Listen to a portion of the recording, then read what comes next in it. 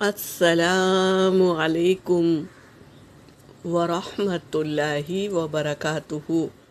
سورۃ المؤمنون آیت نمبر 115 سے 118 تک کی تلاوت کر رہی ہوں۔ اعوذ باللہ من الشیطان الرجیم، بسم اللہ الرحمن الرحیم۔ افحسبتم انما خلقناکم عبثا وانکم الینا لا ترجعون۔ فتعالى الله الملك الحق، لا إله إلا هو رب العرش الكريم۔ ومن يدع مع الله إلها آخر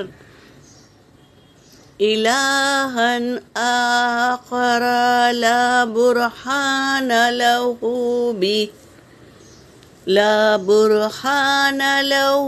به فإنما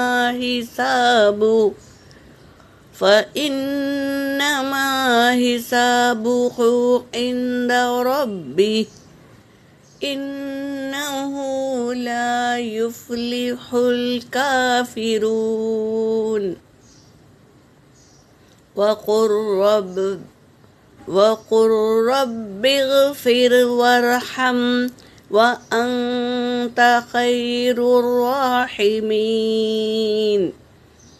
ترجمہ کر رہی ہوں۔ آ کا مطلب ہے کیا، فا کا مطلب ہے پھر، کیا پھر، حسب تم یہ گمان کرتے ہو، انما کہ بے شک جس نے، خلقناکم جس نے پیدا کیا تمہیں، عبثاً بیکار، یوں ہی پیدا کیا۔ تم یہ سمجھتے ہو کہ جس نے پیدا کیا تمہیں یوں ہی پیدا کیا بیکار، وَأَنَّكُمْ اور بے شک تم، الینا ہماری طرف، لا ترجعون نہیں لوٹائے جاؤ گے۔ تم یہ گمان کرتے ہو کہ اللہ نے تمہیں بیکار پیدا کیا اور تم اللہ کی طرف نہیں لوٹائے جاؤ گے، یہ سوچتے ہو۔ فتعالی پس اعلیٰ ہے، برتر ہے، اللہ برتر ہے، مالک الحق وہ بادشاہ ہے حق کا، لا الہ الا ہو نہیں ہے کوئی معبود سوائے ہو اس کے، رب العرش الکریم اور وہ کریم ہے، رب العرش الکریم وہ رب ہے عرش کریم کا۔